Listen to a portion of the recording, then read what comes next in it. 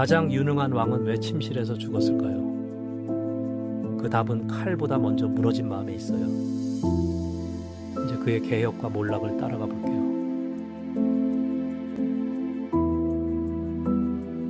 공민왕은 원의 그늘 속에서 즉위했죠.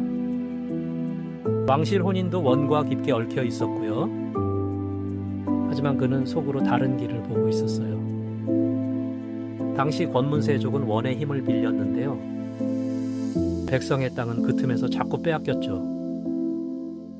공민왕의 첫 승부수는 사람을 바꾸는 일. 친원 세력은 그 순간부터 긴장했어요. 그 중심에 기왕후의 집안이 있었죠. 기철은 고려 안의 원 권력처럼 보였고요. 왕이 칼을 빼면은 원도 움직일 수 있었죠. 그래도 공민왕은 물러서지 않았어요. 1356년 그는 기철 제거를 명했죠. 궁 안의 공기는 순식간에 얼어붙었고요. 기철의 권세는 그날 무너져 내렸어요. 이건 단순한 숙청이 아니었어요. 고려가 원의 손을 뿌리친 신호였죠. 왕은 빼앗긴 북쪽 땅도 바라봤어요. 쌍성 총관부 회복은 큰 전환점이었고요. 잃었던 땅이 다시 고려 쪽으로 돌아왔죠. 이때 왕의 전략 감각이 드러났어요. 원은 약해졌지만 아직 무서운 나라였죠. 그런데 공민왕은 바로 그 틈을 찔렀어요. 한반도 안의 원 간섭 기구도 흔들렸고요. 이 개혁은 백성에게도 희망처럼 보였죠. 하지만 권력을 잃은 쪽은 가만히 있지 않았어요. 개혁의 적은 박보다 안에 더 많았죠. 그 사이 북쪽에선 새 위기가 밀려왔어요. 홍건적의 침입은 나라를 뒤흔들었죠. 공민왕은 개혁과 전쟁을 함께 견뎌야 했어요.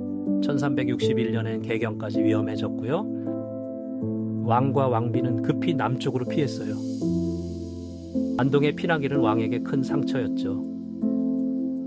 그래도 고려군은 끝까지 버텼고요.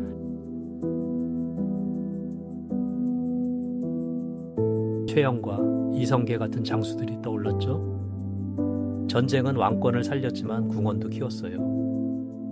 공민왕의 개혁은 더 어려워졌고요. 그때 노국공주는 왕의 가장 큰 버팀목이었죠. 원 출신 왕비였지만 고려의 왕비로 살았어요. 왕은 중요한 순간마다 그녀를 의지했죠. 그 사랑은 정치보다도 깊어 보였고요. 그러나 운명은 가장 약한 곳을 찔렀어요. 1365년 노국공주가 세상을 떠났죠. 공민왕은 그 죽음을 받아들이지 못했어요. 궁궐의 시간도 그날 멈춘 듯했죠. 그는 불사와 초상의 마음을 쏟았고요.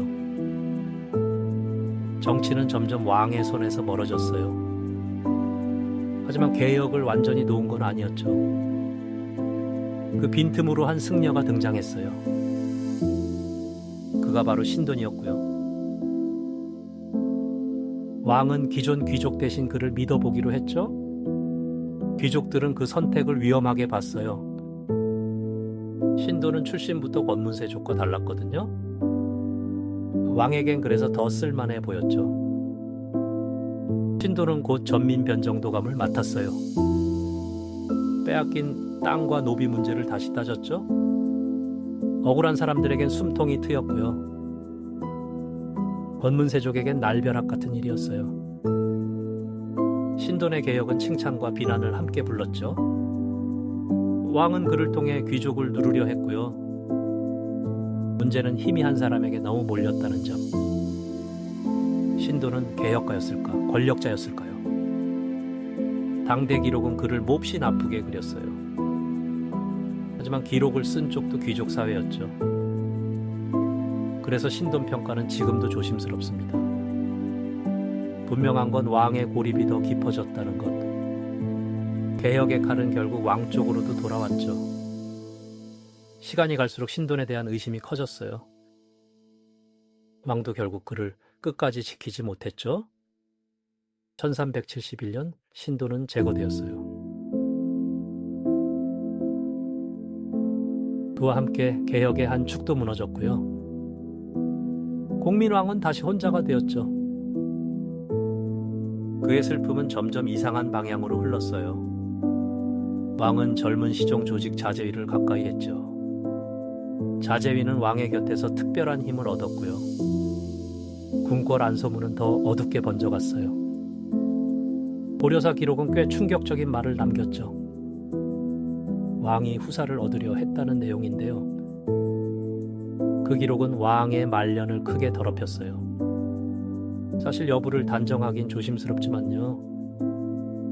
기록이 남긴 결과는 분명했어요. 궁 안 사람들은 왕을 두려워하기 시작했죠. 그 두려움은 어느 밤 폭발하게 됩니다. 자제위 안에는 홍윤이라는 인물이 있었어요. 또 황관 최만생도 그 밤의 핵심이었죠. 기록에 따르면 후궁의 임신이 드러났고요. 그 아이의 아버지로 홍윤이 지목됐다고 해요. 왕은 이 사실을 덮으려 했다는 기록이 있죠. 홍윤은 자신이 죽을까 두려웠고요. 최만생도 같은 두려움에 휘말렸어요. 그들은 살기 위해 먼저 칼을 들었죠. 이 비극은 큰 전쟁이 아니라 침실에서 벌어졌어요. 1374년 밤 왕의 방문이 열렸고요. 왕은 가장 가까운 사람들에게 공격당했죠.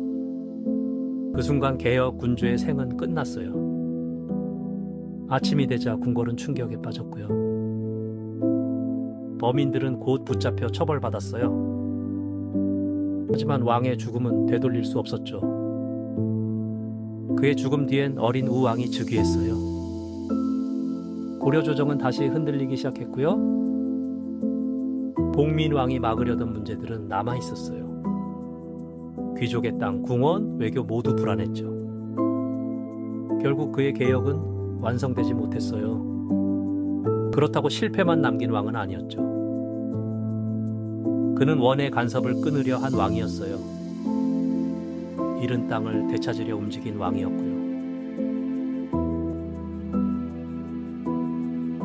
백성의 억울함도 건드려 보려 했죠. 그런 점에서 그는 분명 유능한 왕이었어요. 하지만 유능함이 마음의 상처를 막진 못했죠. 노국공주의 죽음은 왕을 안에서 무너뜨렸어요. 신동기용은 과감했지만 위험했어요. 자제위는 외로움이 만든 또 다른 위험이었죠. 개혁 왕권은 결국 사람 문제에서 흔들렸어요. 그래서 그의 죽음은 단순한 암살이 아니에요. 개혁, 사랑, 고립이 한 곳에서 터진 사건이죠. 고려는 이후 더 빠르게 기울어갔고요. 새로운 세력은 그 틈에서 자라났어요. 결국 조선 건국의 길도 여기서 이어졌죠. 공민왕의 삶은 참 복잡합니다. 훌륭한 선택과 위험한 선택이 함께 있었죠. 기철제거는 나라의 자존을 세웠고요. 신동기용은 낡은 질서를 흔들었어요. 노국공주의 죽음은 왕을 바꿔놓았죠. 그럼 진짜 살해 이유는 무엇이었을까요? 표면의 이유는 자제위의 공포였어요. 하지만 뿌리는 훨씬 깊었죠. 왕은 개혁으로 적을 만들었고요. 사랑을 잃고 판단의 균형도 흔들렸어요. 신돈의 몰락 뒤엔 믿을 사람도 줄었죠. 그 빈자리를 자제위가 차지했고요. 가장 가까운 자리가 가장 위험해졌어요. 그래서 침실 사례는 한 시대의 파열음이에요. 한 사람의 실수만으로 설명하긴 어렵죠. 강한 왕도 무너질 때는 안에서 무너져요. 공민왕의 마지막 밤이 그걸 보여줍니다. 그럼 우리는 그를 어떻게 봐야 할까요? 영웅으로만 보기도 폭군으로만 보기도 어렵죠.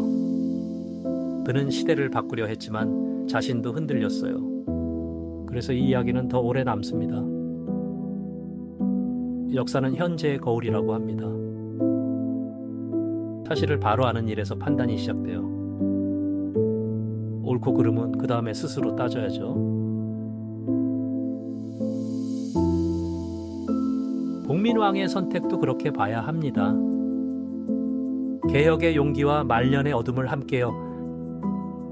그게 역사를 공부하는 진짜 이유 아닐까요?